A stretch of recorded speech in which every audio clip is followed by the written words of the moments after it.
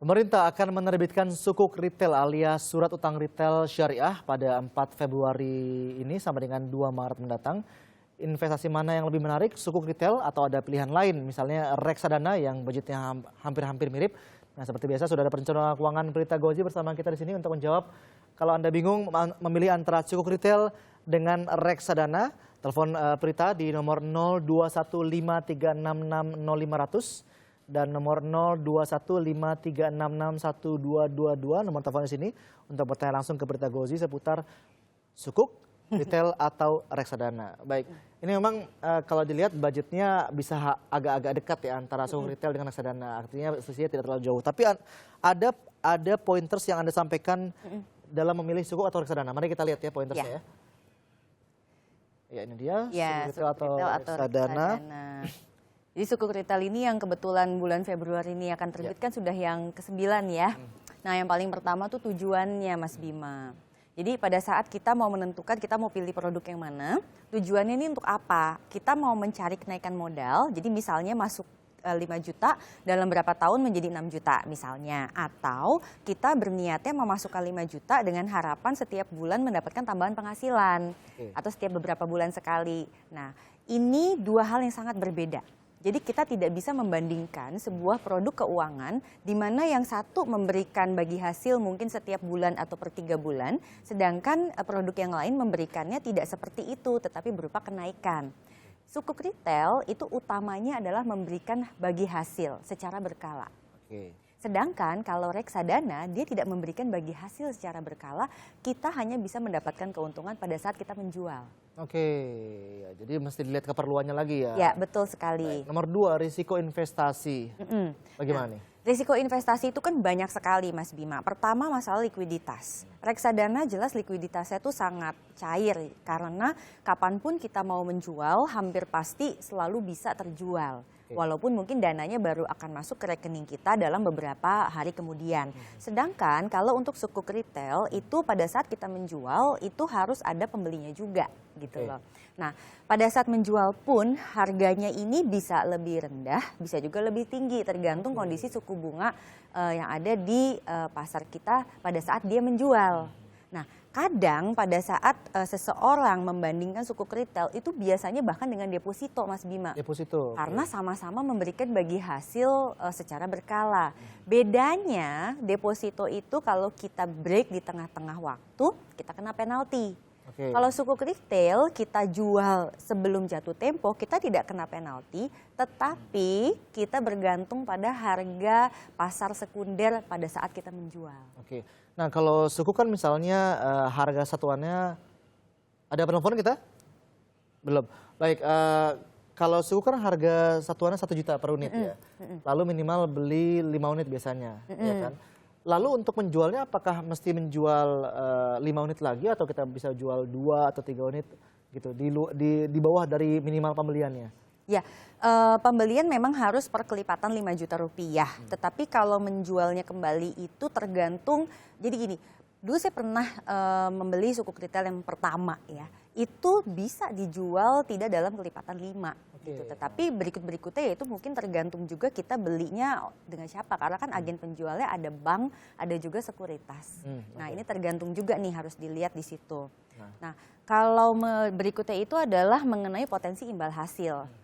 Reksadana jenisnya kan ada banyak Mas Bima. Dari mulai reksadana pasar uang, reksadana saham yang paling ujungnya, tengah-tengahnya itu ada pendapatan tetap dan ada campuran. Nah, sebetulnya sukuk retail ini dekatnya adalah dengan reksadana pendapatan tetap. Pendapatan tetap, fixed income. Yes, exactly. Yang pada saat ini kira-kira imbal hasilnya itu berkisar antara 6% hingga 7% setahunnya. Jadi kita juga tidak bisa nih membandingkan antara saya sukuk retail dapat sekian, sedangkan kalau reksadana saham bisa tadi kan mungkin lihat di layar aja, setahun ada yang 40% gitu. Itu tidak bisa dibandingkan. Dan tapi kalau dari risikonya kan ada prinsip high risk high return. Kan kalau reksadana saham secara umum dilihat sebagai resikonya agak lebih tinggi. Sebentar, kita dapat penelpon. Ada Leoni. Ada Leoni dari Jakarta. Selamat pagi, Ibu Leoni. Dengan Pak Leoni ya. Ya. Selamat pagi. Pak Yoni, ya. Ya. Selamat pagi. Pagi. Saya mau nanya, untuk pembelian reksadana dan sukuk itu kurang familiar ya untuk kalangan menengah ke bawah ya. Cara Mungkin membelinya Pak ya? menengah ke bawah nggak? Ya. Jadi untuk pembeliannya itu di mana, bagaimana prosedurnya, itu mungkin harus ada suatu website atau Oke, Bapak. keterangan di mana lah gitu. Maaf, Iya. Bapak Terima tadi kasih. lokasinya di mana? Di Jakarta. Saya di Jakarta Oke. Timur. Oke, Baik. baik. Iya. Cara Oke, belinya terima dan di kasih. mana belinya begitu ya. Betul. Jadi untuk reksadana dan juga untuk sukuk retail ini membelinya di agen penjual. Jadi jangan datang ke Kemenq kemudian mau beli sukuk retail gitu ya. Yang penjual adalah Agen penjualnya adalah ada bank atau juga perusahaan sekuritas yang ditunjuk secara resmi oleh Kemenq. Ini kalau untuk sukuk retail. Sedangkan kalau reksadana tentunya yang ditunjuk oleh si manajer investasi yang mengeluarkan produk tersebut. Nah, tentu kita tidak bisa disclose nama-nama banknya. Tetapi bank-bank umum yang banyak tersedia di Jakarta itu Anda bisa lihat gitu apakah dia termasuk agen penjual. Di mana bisa melihatnya? Kita bisa lihat di website.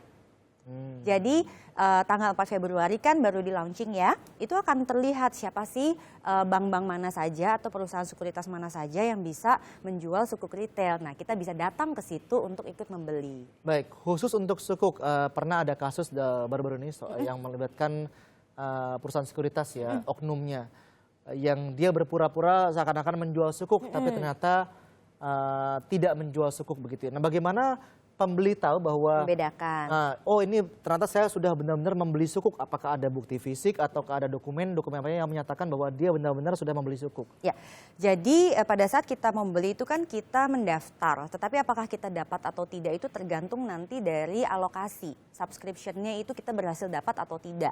Nah, kalau kita berhasil dapat, kita akan mendapatkan bukti berupa kertas yang menunjukkan bahwa kita memiliki sukuk retail. Baik itu kalau dari bank ya dari bank, kalau misalnya dari sekuritas ya kita juga akan dapat di situ. Selain itu, sebetulnya kita bisa lihat di datanya KSEI.